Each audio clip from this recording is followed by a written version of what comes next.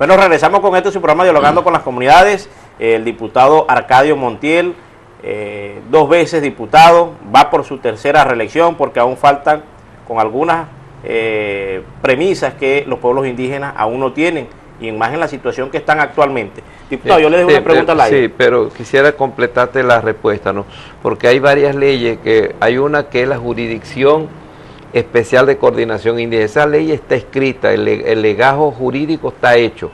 Falta la discusión de la Asamblea Nacional. Ya tiene más de 3 años que la entregamos a la Secretaría de la Asamblea Nacional, hago a manera de denuncia, no la han discutido. La otra ley que está lista también fue entregada, es la ley de elección de los representantes populares indígenas. Pues fíjate que el indígena lo ponen en una situación tan deprimente, que yo soy candidato de Mérida, de Trujillo y de Zulia. Cuando uno revisa eso, ¿por qué ponen de candidato en Mérida y Trujillo a los indígenas? Si ni siquiera en la Asamblea Legislativa hay un representante indígena. Si tiene derecho a tener un diputado en la Asamblea Nacional, tiene que tener derecho a tener un diputado en la región, y tiene que tener derecho a tener los concejales correspondientes. Y entonces, el que elige al indígena no es el indígena, es la totalidad. Es ahí donde los partidos se agarran las parcelas sociales, tienen ingeniero, una parcela de ingeniero, abogado, una parcela de abogado, trabajadores, y van sumando parcelas y le van quitando el poder a la comunidad. Yo creo que la ley que hemos hecho sobre la elección de los indígenas, que no tenemos acuerdo la gente del gobierno del chavismo con nosotros, yo digo que los electores, los indígenas, deberían ser los indígenas. Por supuesto, y no la totalidad. La población general. Y no la totalidad, porque para ser diputado indígena es más difícil que ser gobernador, porque el gobernador va a un solo estado y su circuito es un estado, mientras que el indígena tiene que ir a 3 estados en el caso de Occidente, en el caso de Oriente a 5 y en el caso del Sur a 2. Pero estamos hablando de Apure y Amazonas, que para ir de un lugar a otro se tardan 15, 20 horas, pues tiene que ir trepando y tiene que ir pasando aguas, o tiene que ir en avión no puede ir todo el mundo. Entonces, de manera que el ser diputado indígena es verdaderamente una odisea, y normalmente los candidatos indígenas no tienen los recursos para estar en la competencia. Entonces, ¿qué pasa con esto? Que los partidos políticos se apoderan de las organizaciones indígenas. En el caso de la MUC, que yo debí ser su candidato, porque yo soy un paladín de la unidad democrática del país, no de los partidos, de la democracia del país, del futuro, donde no acepto que los símbolos, los íconos, los valores de la República sean usados, como decir Bolívar. No, Bolívar es revolucionario, es chavista. Eso no es verdad. Bolívar le pertenece a la memoria histórica de la nación, y es un símbolo que debe ser prohibido usarlo como instrumento electoral. Entonces, pero con eso podemos hablar de muchas cosas. Yo creo que el indígena no debería ser objeto. Cuando uno ve este tarjetón, me permite señalarlo. Claro, cómo no, este es el tarjetón de este circuito, ¿no? Entonces, aquí el caso de mi amigo Daniel García, sí, yo lo estoy apoyando, porque yo creo que es una persona honesta, sana, trabajador, preocupado por las comunidades. Entonces, él va en un grupo de 10 partidos, 11 con Tahuala, pero votar por Tahuala no significa votar por Daniel. Tienen que buscar el nombre de él en el PMI o en uno de los partidos que lo están apoyando. Pero al votar por uno de esos partidos no está votando por el indígena. El indígena es discriminado hasta en la tarjeta electoral. Cuando uno ve y compara con las tarjetas de arriba, uno ve que no son iguales. Todas tienen un color más o menos del mismo, no le permite. Sin embargo, nosotros estamos debajo de la tarjeta de la mesa de la unidad, y la tarjeta de nosotros se llama Tahuara. Entonces, la gente tiene que tener libertad para votar. No puedo yo decirle, vote por mí, yo soy el mejor que los otros. No, yo creo que son. Pero la gente tiene derecho de conocer sus candidatos, de elegirlos con nombre y apellido. Los indígenas son varios. Yo le estoy proponiendo mi nombre a los merideños, a los trujillanos y a los zulianos, porque siento que hay que terminar el trabajo que desarrollamos, que no se ha podido completar, porque la gente del gobierno, cuando digo del gobierno, pues yo sé que mucha gente del PSUV, que son mis amigos, que los estimo, y que no votarían por esta situación que estamos viviendo, en donde no hay producto. Este gobierno se equivocó en la economía del país. ¿En qué se equivocó, diputado? Porque ellos están destruyendo el patrimonio cultural de la producción. Y al destruir el patrimonio, están destruyendo la capacidad de servicio. Los trabajadores que dependen de esas empresas no pueden trabajar, son despedidos.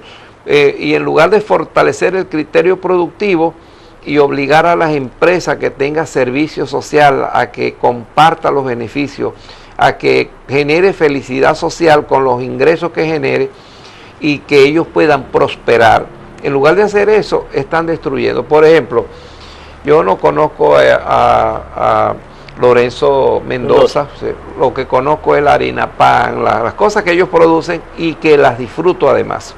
Entonces, yo no entiendo cómo un gobierno presenta una conversación telefónica que es absolutamente privada. Entonces, me parece un acto delictivo del gobierno, que intervenga un teléfono para usarlo para malponer a los ciudadanos en conversaciones privadas.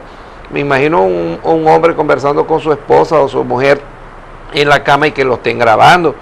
Entonces es una verdadera condición deleznable, despreciable, y más si lo hace el gobierno. Entonces ellos presentan como prueba para dañar la imagen de los ciudadanos, más allá de si uno goza o no goza de los sentimientos de identidad, pero eso lo hacen con el uno, con el otro.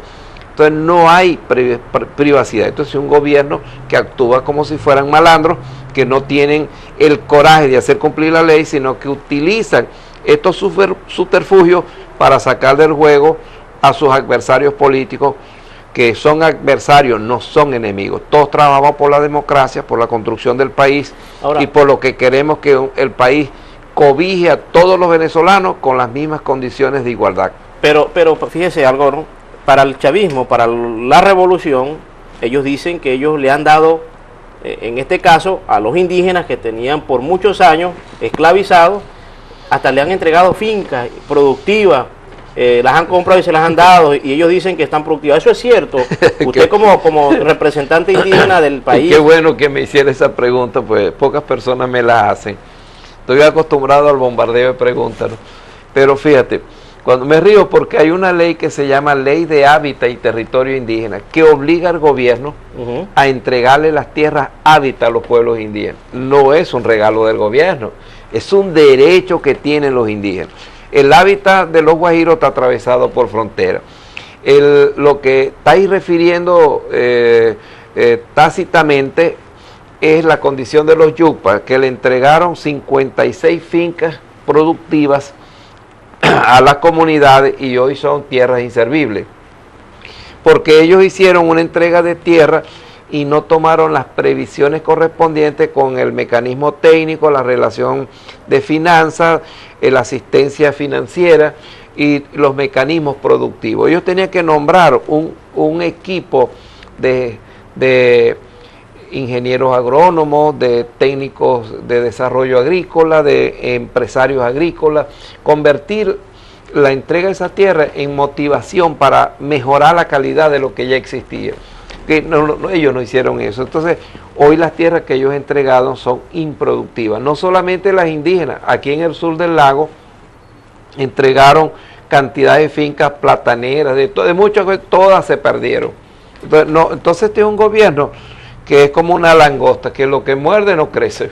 Ahora, ellos en su discurso han manejado que han sido el gobierno o el proceso de cambio que ellos utilizaron un momento que más le dio poder tanto a los afrodescendientes como a los indígenas. ¿Cómo debatir con lo que uno nota en este momento en el día a día del cierre de la frontera? ¿Cómo está el cierre de la frontera? Fíjate que, para ir por partes, cuando hablamos de los afrodescendientes o los negros, como decimos culturalmente, que ahora no dicen, no, negro es un delito, no, todo el mundo lo llama negro, yo trabajé en esa ley, y no es despectivo ni dantesco tampoco, es una manera a veces hasta de fraternidad. Entonces, se hizo esa ley para impactar positivamente la relación de integración del tronco afrodescendiente con el resto de la población, incluye los indígenas y los no indígenas. Aquí en el sur del lago tenemos la zona del Batey y la zona de Bobure, donde la población es descendiente de africanos esclavizados. Entonces nosotros estuvimos ahí, pero cuando se hace la ley y que debe ponerse en práctica, la operatividad no funciona, porque el gobierno no desembolsa los mecanismos que hay que hacer para reivindicar, porque el racismo en Venezuela es fuerte.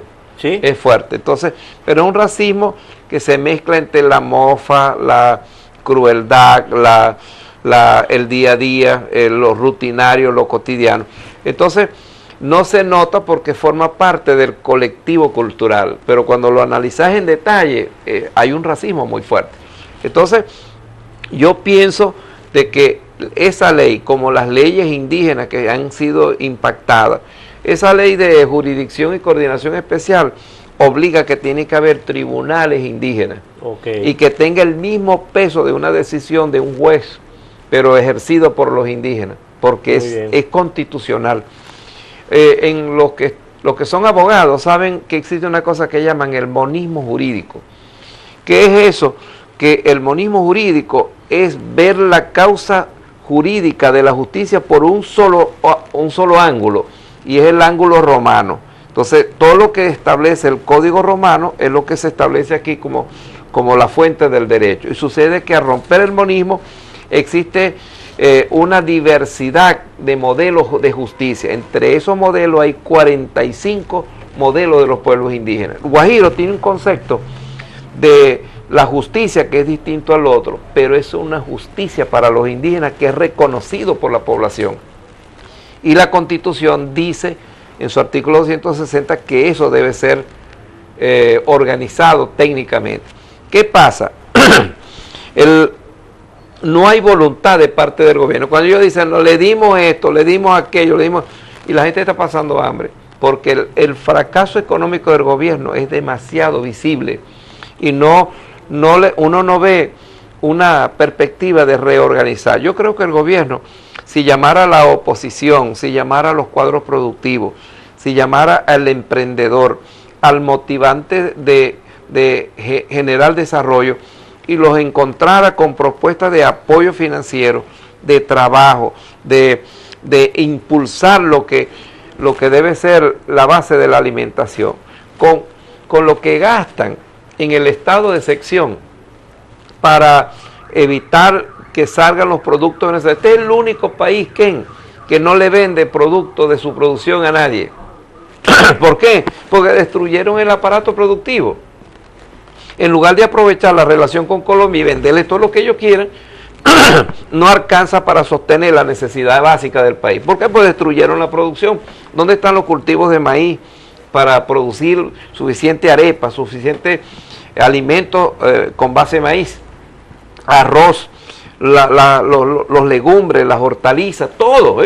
Entonces eso se destruyó. Los caminos no sirven. Mérida es un buen ejemplo de eso. Entonces yo creo que el gobierno tiene que hacer una rectificación. Cuando ellos dicen lo entregamos a los indígenas, lo que hay es hambre, miseria y demasiado abuso de poder por parte de los cuerpos de seguridad, auspiciado por el gobernador Arias Cárdenas, en el caso del Zulia, y auspiciado por el propio presidente Nicolás Maduro. Fíjese que a nivel nacional, que nace del Zulia, un término de bachaquero, lo popularizaron con los indígenas y ahora los han transpolarizado a otros estados. Sí. Y resulta que usted decía algo muy bueno en estos días, que yo leí en un periódico que decía que acaso que en Caracas también existe la etnia guajira o los yupas o cantidad de indígenas, ¿no? Para este problema de la escasez, pero me lo va a responder cuando regresemos al corte, sobre si de verdad se mudaron ustedes también para Caracas con el problema de la escasez. Vamos al corte y ya regresamos.